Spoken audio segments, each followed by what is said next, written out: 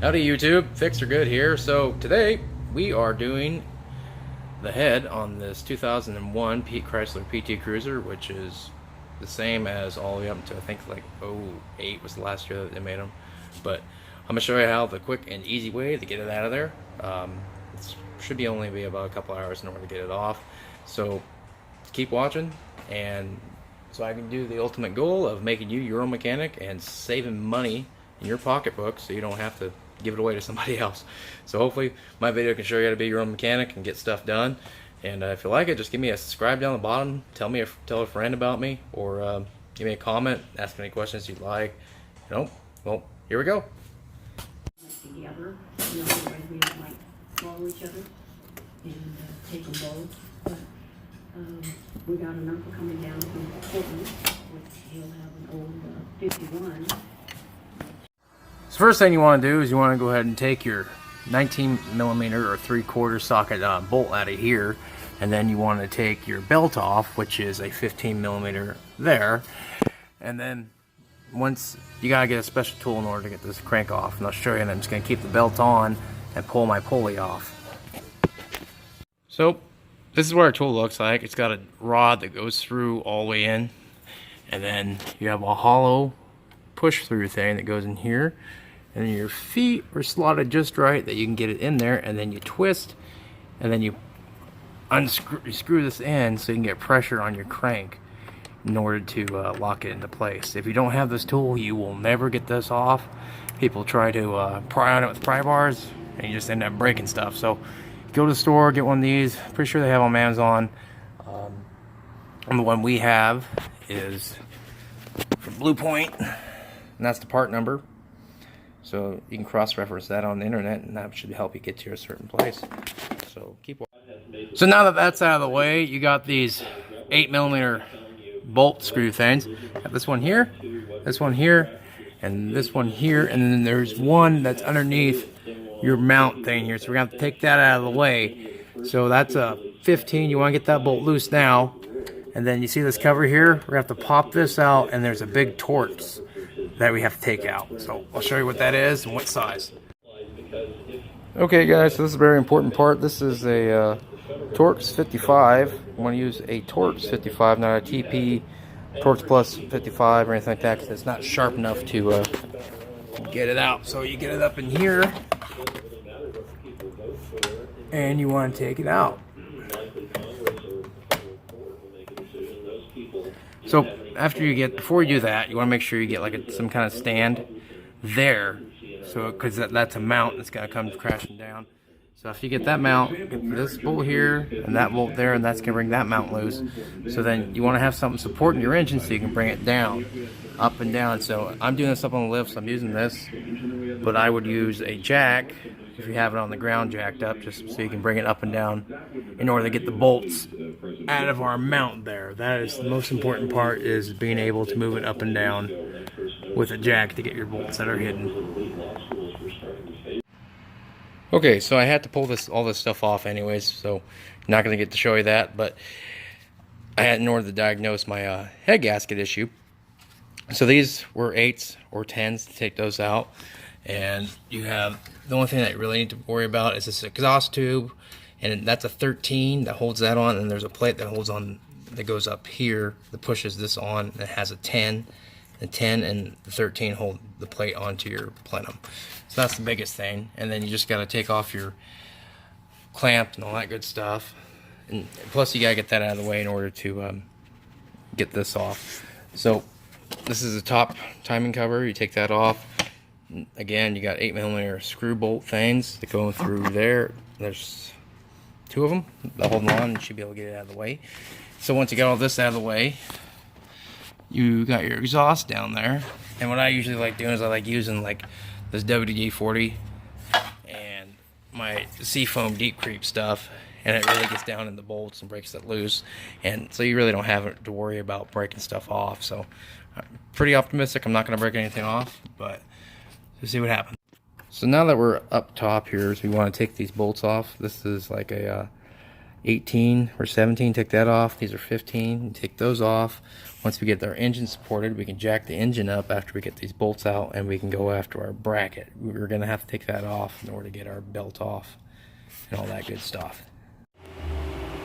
So if you want to make your life a little easier, you just take your car down to their shop, if you can, before you do it, and have this sucked out, because with these refrigerant lines out of the way, it's a lot easier to get this out of the way. So if you have somebody suck it out, that would be the best way to do it, because you need that extra room to get the stuff out. So you got those 3 bolts there that go into the back side of your power steering pump. You got to take those out in order to get your mounting bracket for your mount all. So you take those loose, then your mount should get loose after you get your other bolts in front.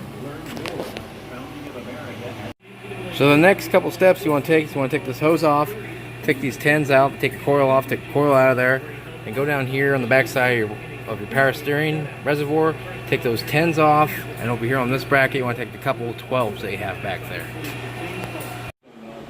So back here on the back, you got to take these hoses off, either a screw clamp or one of those spring clamps. Take one of those off. You got to take these 8s off, get the sensor out of here because you have to take that off, get the head off.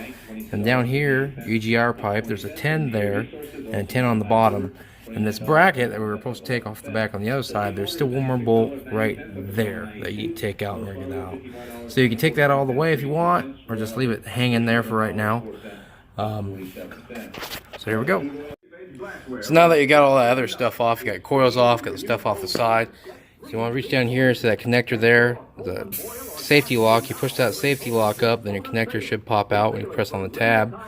Next step, you want to take this thermostat off, and then you want to get a socket and an extension. I'll go through here and get this 10 here, there, and there's another one underneath there, and one right over here in the corner, and one right there. I think there's 5 or 6 altogether. 6 makes more sense. So, and you can just leave your connectors on here. You don't have to take that off. We're just going to flop it out of the way for right now, because we're just going after the head.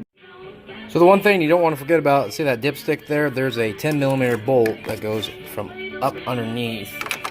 And I got my handy dandy coal bolt ratchet wrench, and make it go the other way. And get that loose, then you should be able to just pop your hose out. So now your intake's off, you want to take these 2 10s off and get that out of the way, because you're going to have to no matter what when you take it to the machine shop. So I was mistaken, there's 3 bolts that holds that on. So you got that on. So now we'll turn our attention back over here, and I'm going to take these 2 lines off, and then I'm going to take this bolt out, try to weasel this out of here by jacking up the engine. So you can jack it up to a certain point to get loose, and that should let it get out of there. And then there is 3 bolts in this bracket here that you need to take out in order to get your mounting bracket down there out, so you can see your belt and then get your tensioner loose. So to get this loose, it's 3 18s here, and the one way back there. So now that this thing's out of the way, there's 2 15s. I got one of them sticking out and the other one's already out. We take those out. It makes this bracket pretty loose. Then you gotta jack up your engine a little bit more than what it is right now, and pull that bolt out, and it should come out the top, I think. Either bracket's gonna come out the top or the bottom. So I got that mounting thing out of the way, and you just want to grab this last 8 screw right there for your bottom cover. Bottom cover comes out the bottom. Then our next step is to make sure that your cams are lined up and the bottoms are lined up where it's supposed to be. Then we're gonna have to put a something that's gonna hold our cam and blast our bolts off. So we gotta take that off in order to get our cams out of the way and all that good stuff. So a future note, when we do this, I usually use this Johnson carb cleaner, and I got it off Amazon. So what you do is you clean all this stuff off, because you want to have good marks, and you want to do any cleaning after you make the marks. Your marks go bye-bye. So you want to clean off your valve cover anywhere where you're going to open up to, you know, the cylinder, up to the engine or anything like that. Just make sure everything's nice and clean. So what you want to do is you want to have a spanner like this, and then you want to have like a wobbly 17 and an impact, because you're never going to break this loose, or you're just going to jump teeth if you do it with a regular ratchet or something like that. So you need like something that can hit it real quick and pop it loose. Now that you got their cam bolts all loose, You go down and you get this 10 bolt on your tensioner.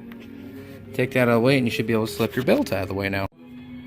When you do this, you want to make sure that you mark your cams as which side it came off, as exhaust and intake. If you do not, you can put the wrong cams on the wrong side and you're never, it takes you a while to figure it out. Not saying I've done it, but it'll take you a while to figure it out what your mistake is, and then you can fix it later. So just mark it and you'll be okay. So once those cams are out of the way, you got this 8 here, and currently that 8's gone. But you want to get this 17 here, get that out of the way, and you should be able to just leave that loose, and then that will allow you access to take your head off. So after this, we're going to go off the valve cover. Or actually, no, we're going to go off the exhaust next, then the valve cover, so we're not draping our stomach against the cams and getting dirt and stuff on them. So now that we got the 10 shield off, there is a few, I think there's 9. I think there's 9 bolts altogether. There's one, there might be 9 or 12, I can't remember. But they're all 10s. Get those off, and we're just going to leave our exhaust hanging.